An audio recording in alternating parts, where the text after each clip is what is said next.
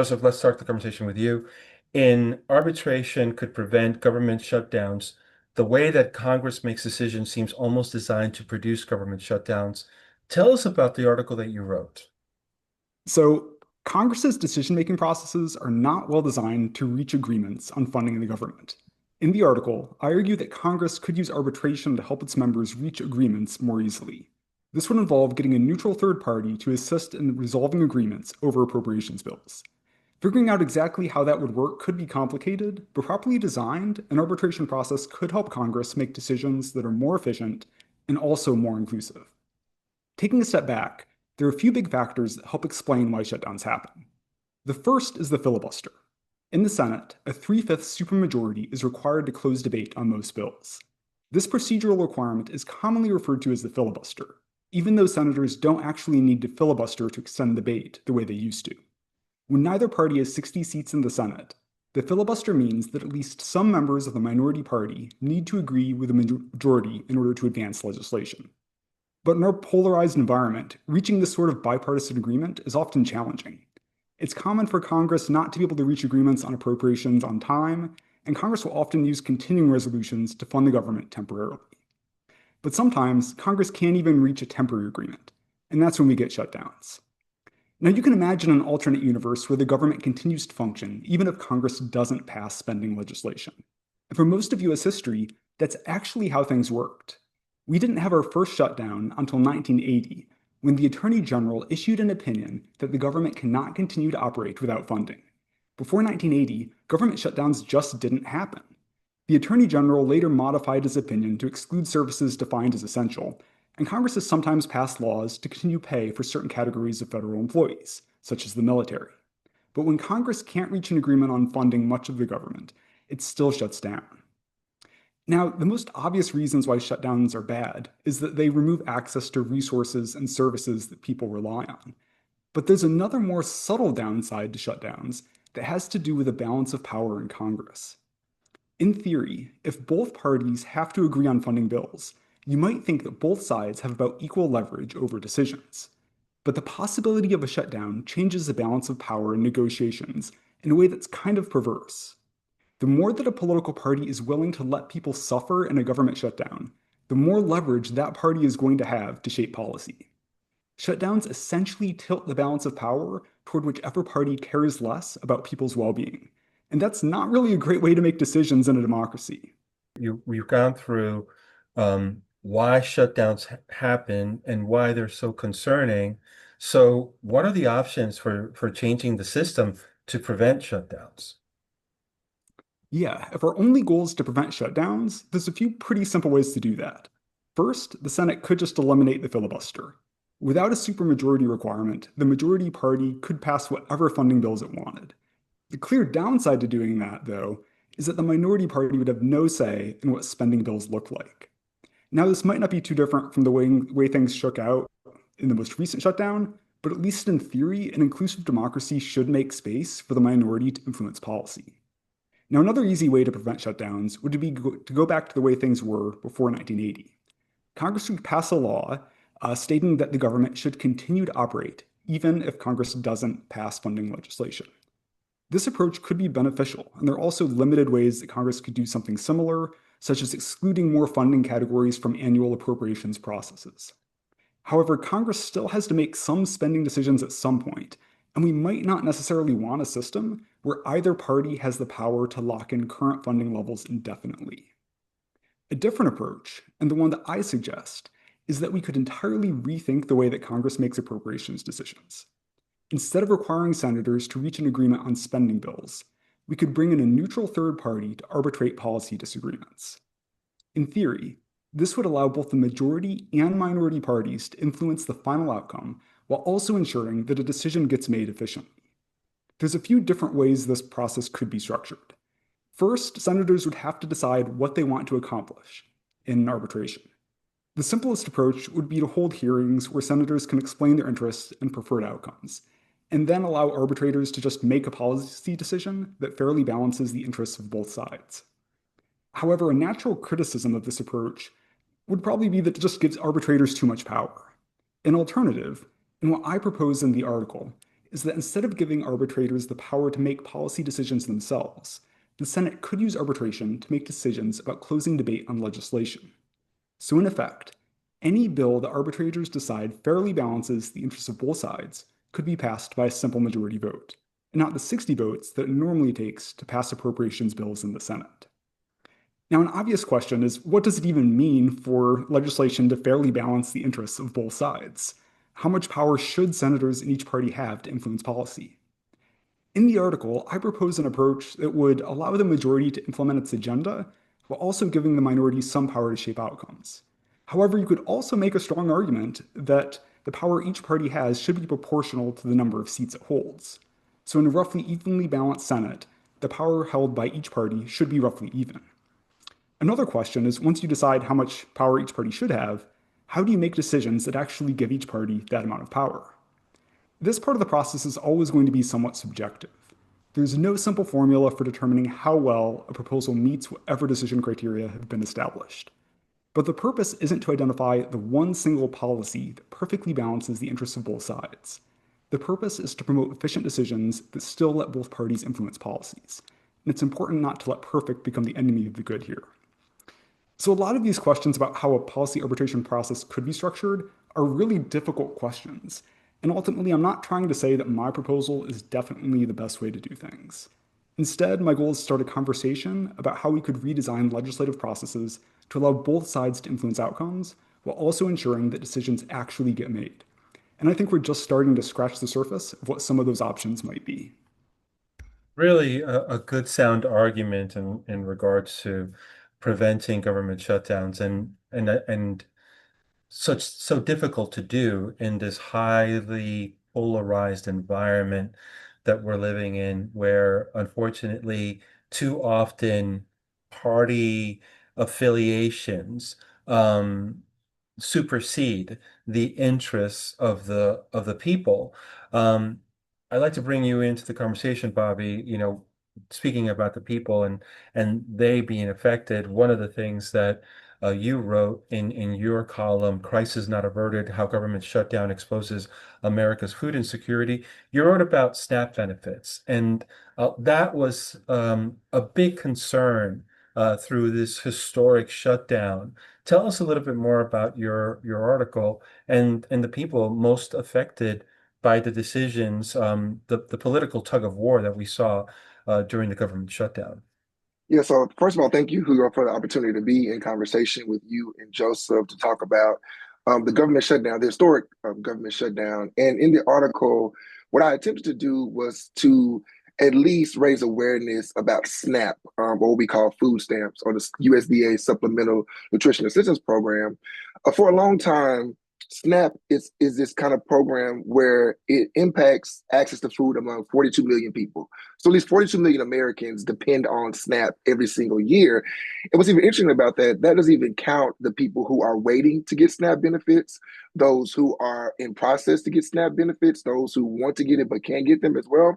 So while 42 million Americans is a lot, there's even more people who are food insecure in our nation. And I bring that up because this was the first time I saw SNAP at this level in terms of like mainstream news. To be sure, SNAP has been going on at least since the 1960s.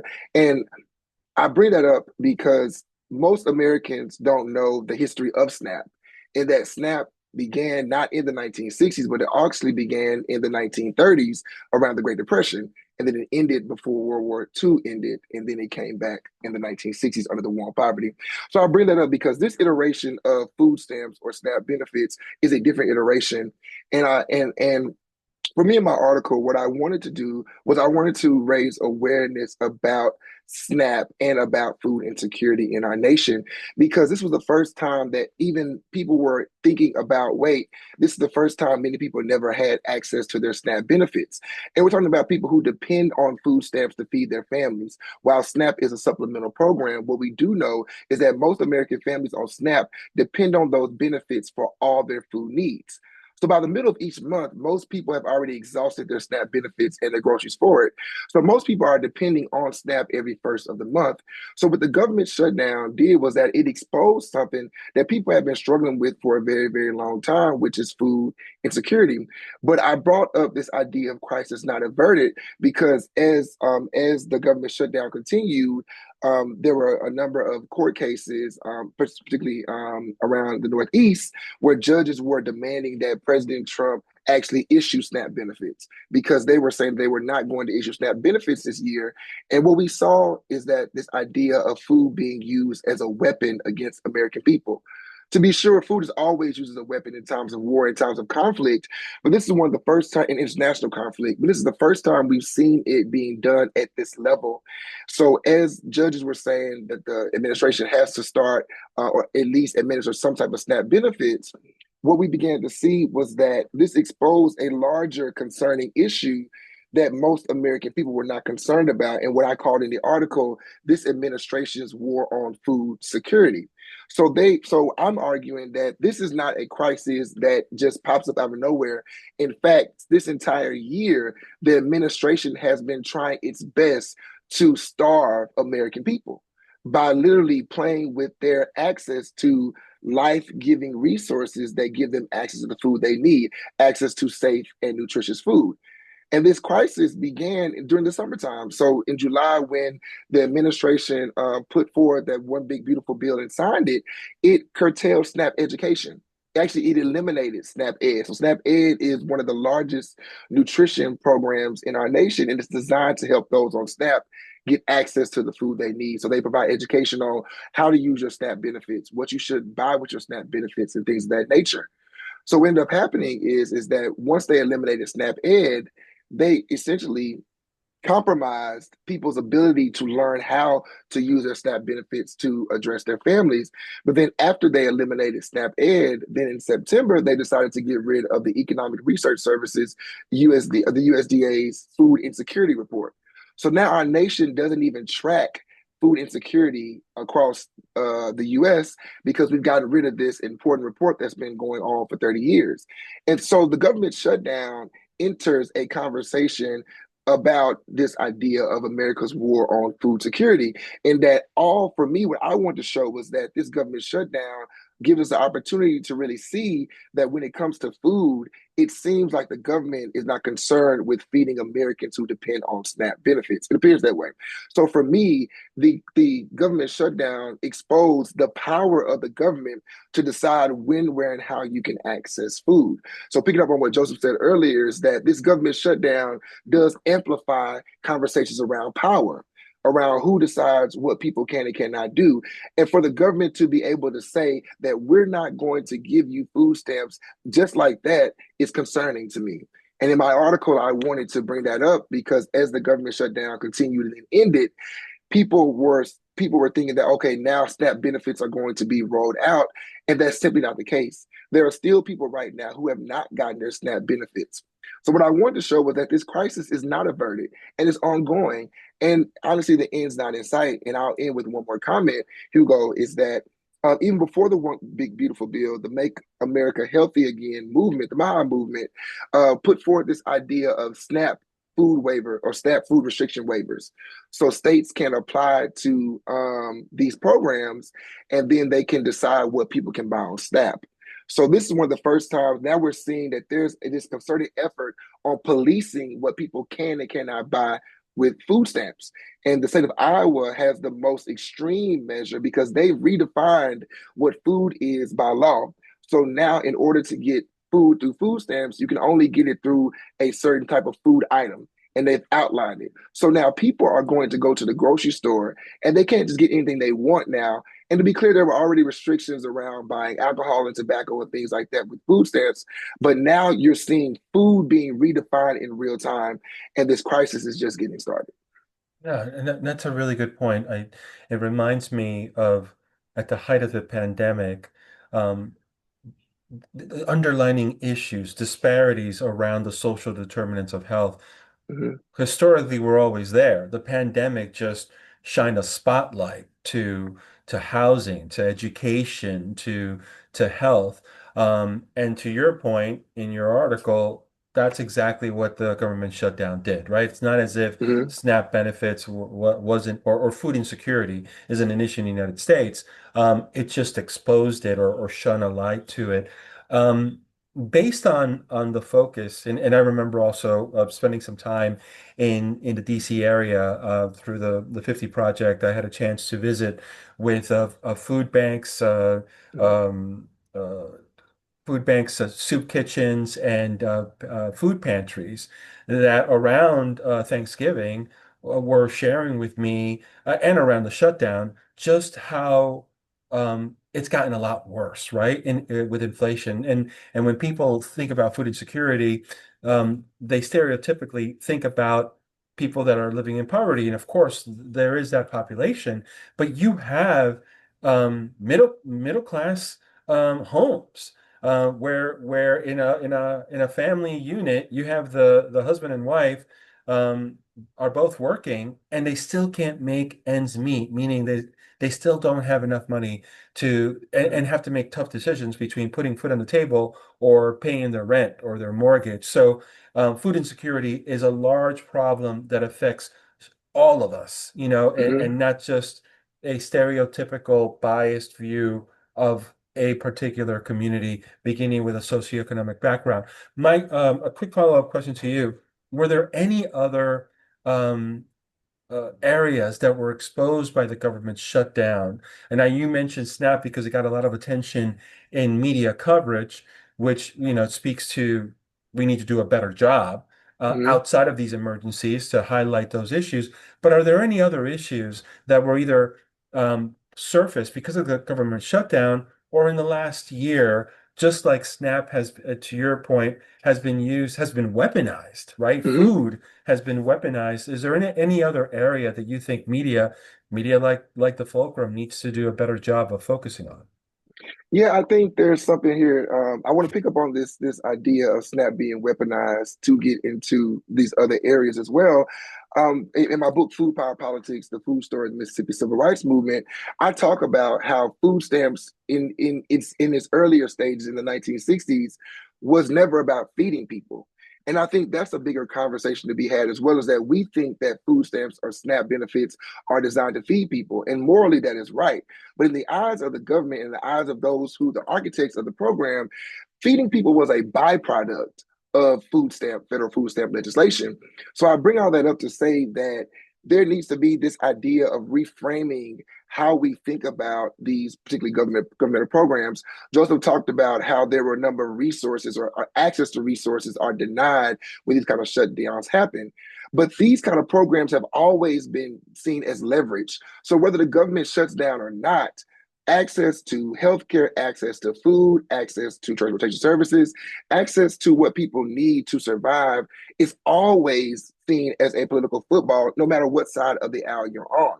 So I think for media coverage, it's time for us to begin to peel back the layers of the conversation and start introducing new actors. So, for example, when we talk about food issues in general or food programs, even outside of SNAP, the government, we tend to talk about government actors, federal, politicians or people who are federal actors, and then we talk about those people who are on those programs, but we never talk about the other people who are also part of the conversation. For example, grocery stores. How are grocery stores doing now that people are not working? Now that people are unemployed, I think it's time for us to revisit the grocery stores as a site of analysis. We tend to overlook grocery stores during any type of governmental shutdown, or whether it's any type of government or political problems. We never talk about grocery stores. How are they faring? Because most Americans need to go to grocery stores to get their foods based on our food system. So I think a larger conversation needs to be had about all the resources that people need, and how it becomes leverage in times like this. I'm a resident of Chicago, and Mm. listening to you, it reminds me of food deserts, right? We have neighborhoods, especially on the west and south side, that they're literally, neighborhoods that are literally separated by 2 miles, 3 miles, 5 minutes, and you have life expectancies vary because of a lack of um, grocery stores, health clinics, just basic human needs. And Hmm. so when you mention grocery stores, and that's part of the social determinants of health and helping different communities not just survive, but thrive. And again, the people who are caught in the middle of political tugs of war and really systemic Hmm. racism and keeping and lifting some communities and keeping other communities down is also part of the problem. Joseph, I want to end the conversation with you. You know, we're not out of the woods yet, right? We've gotten an extension. The government shutdown ended, but come January, we might be in the same situation that we saw ourselves a couple of weeks ago. Barring your suggestion in how we can change the system in order to avoid shutdowns, is there anything uh, other than, of course, getting Republicans and Democrats to coalesce and really compromise? Anything that any last thoughts that you have as we walk into perhaps yet another government shutdown as a means to avoiding it? I have a question though. I want to Yeah. just raise something real quick to kind of, just to get respond to something you said about food deserts. I do want to like just make it clear and to and build on what you're saying is that food deserts are produced. So these are not areas that are just by happenstance. Being and think about Chicago, historically one of the most segregated cities in our nation, the South and West sides by design. So I think it's something about this idea of a food desert that there are particular actors, policies, strategies designed to keep those communities in a need, dependent on government structures to access life-giving things that they need. And pick up on the pandemic, I think what you brought up was really good. Is that when we think about access to food, we're talking about immune boosting food.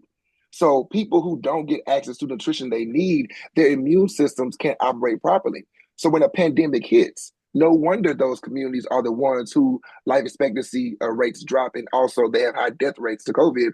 So I'm glad you brought up food deserts because they're not just this natural phenomena. It is literally produced. It's a strategy designed to keep people oppressed. So I want to just pick up on that. Thank you for No, that. no, thank you for those thoughts. Joseph. Yeah, I mean, absolutely. There's always something that can be done differently. And there's kind of two lenses to look at this. One is through the lens of individual actors, the individual senators who are making these decisions. And then the other lens that I typically take is the systemic lens. What's wrong with the processes? So in the absence of systemic change, sure, we can advocate for politicians to work together to prioritize the actual needs of people.